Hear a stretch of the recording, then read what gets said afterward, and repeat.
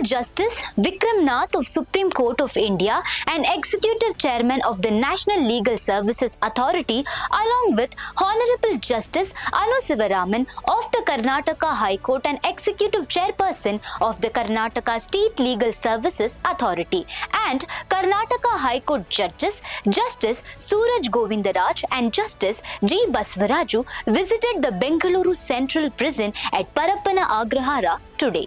The dignitaries inspected the Legal Services Center and inaugurated a computer laboratory sponsored by RV College of Engineering under the Cells to Skills initiative to provide inmates with skill development training. They also visited the prison hospital and reviewed the facility at the de-addiction center.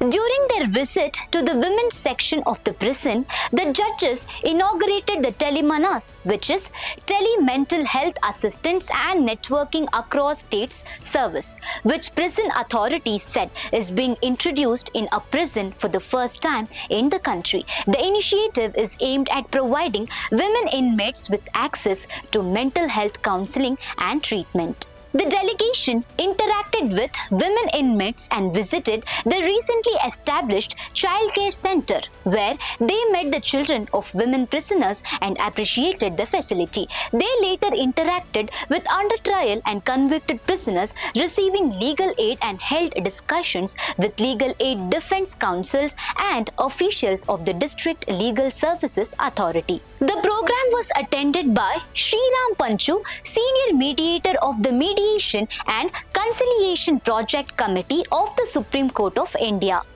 Sanjeev Pandey, Member Secretary of NALSA, and other dignitaries.